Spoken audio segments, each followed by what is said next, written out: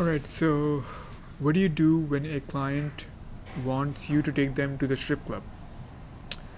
It happens more often than you and I would probably like, but it's something that I've seen in every industry and every culture.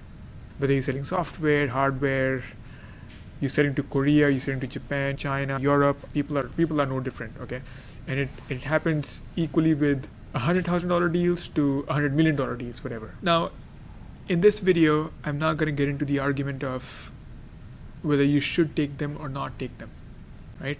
Whether you should or shouldn't is up to you, right? I'm not going to comment on that. What I'm going to talk about is what options you have and how to make the most of the situation, right, without compromising your ethics. So naturally, the first option you have is to refuse them, right, straight out. There is a way to refuse them without risking the deal. And by the way, one caveat here. If a client wants you to take them to the strip club, you need to be prepared that every other base is covered on that deal, right? Which means the only thing that sits between you not having a deal and them signing the paperwork is simply that you take them to the strip club. They like your product, they like your service, they like the price, whatever. Everything is done. Everything is green. The only thing that's left is this little problem, this little demand, right? If that's not the case, if you think there's a possibility that you might take them to the strip club and then they might still back out of the deal for some other fucking reason, then you probably haven't done your homework. It might happen, like people might just use that in the very beginning of the sales process, like, hey, you gotta take me to the strip club or we're not moving forward. Up to you, man, how comfortable you are with that. But I would just say, when you get into the dialogue about the strip club thing, keep the other dialogue open, like the traditional, conventional sales process. Keep identifying other black swans of like what could derail the deal, right? But anyway, so one option is to refuse them. One way that has worked fairly well for a friend of mine who's been in sales for like 40 plus years, and he's pretty old, like he's almost 70, and he's been asked a lot of times, like I said, it's very common, right? What he would usually say to the client is like, hey, you want to go to the strip club? I'm okay with it, but if there's something that I wouldn't want my wife to know, then I'm not going to go through with it, right? Or you could substitute wife with kids or girlfriend or parents, whatever, right? A lot of people will respect that, like, yeah, he's being honest with me. He's not judging me, or she's not judging me for wanting to go to the strip club, but politely bowing out of the whole situation, right? Okay, fine. It works especially well if you're dealing with a repeat client than with the first time client you know nothing about, because they might be like, okay, fine, I'll sign with your competitor, right? And usually middle managers are the worst. Middle managers, and if you're in an industry which sells a commoditized product, sorry for you, man, like, or woman, sorry for you, but they might just literally go ahead with your competitor, because it's usually when you're selling commoditized stuff that people are more likely to bring up stupid demands like these. But anyway, that's a different discussion. It could happen in any case, by the way. Now, the second option is to simply take them, right? And we don't need to discuss how you go about doing that. You just fucking take them, right? The interesting thing is there's also a third option, and that's the reason for me making this video.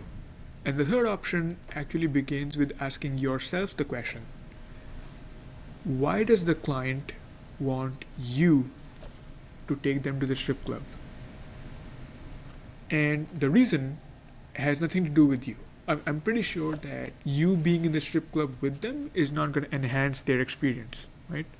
I can pretty much guarantee you that they don't expect you to perform or anything, right? I mean, you could be a former stripper. In that case, pardon me, like, you do you, whatever. But in all likelihood, you're not a former stripper, and you're not going to perform, and you're not going to improve their experience at the strip club, right? So why the fuck do they want you to go with them? Because what if the client said, I would like you to take me to Disneyland, I would like you to take me to church, right? I would like you to take me to a massage parlor, whatever. It would be more weird, right? What are the reasons why they might want you to go to the strip club with them? And that's where we have two possibilities, right? Let's do this mutually exhaustive, mutually exclusive, collectively exhaustive bullshit that consulting firms do, right? One is money. They want you to pay for their experience. I don't know how that works. Like you hand them a wad of singles, probably not how it works. I mean, if you're selling a multi-$1,000, probably something that costs tens of thousands of dollars, probably hundreds or millions, then to be a decision maker in a deal like that, you're not going to have a client who needs you to give them a few $100 in singles so they can fly them out. Money is most likely not a thing that's going to come up, right? Ask your boss, ask the VP of sales, CRO, the CEO, whoever makes decisions, to set a budget. Like, hey, how much money can we spend on this thing, right? You have to have your own policy as a company for entertaining clients. The other reason is that they don't want money and they don't want you. What they want is a cover story, right? They want to be able to tell somebody that they were out for a business meeting for 2, 3, 4 hours, whatever, at night, and prove them like, hey, look at my calendar. Yeah, of course, we had the client meeting today, or like the vendor meeting, supplier meeting, something like that. The spouse or whatever would never suspect that this person was actually at a strip club, right? That's where you have other options open up.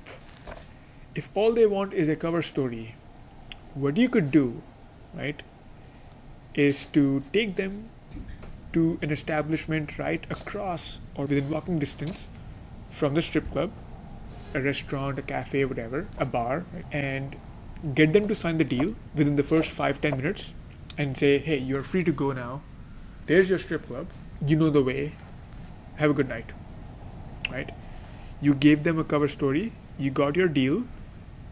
You didn't have to bend your morals in any way. Everybody gets out with a win-win, right? So yeah, that's all I have to say on this topic. I hope you found some value. So again, number one, it happens very often. Number two, you have 3 options. You can refuse them politely by taking the moral high ground. You can take them, just go according to the plan. Or you can find a third option, which starts with asking yourself why they want you to take them. If it's just a cover story, you know how to give it to them, right? You don't have to be in the strip club with them. You can still give them a cover story.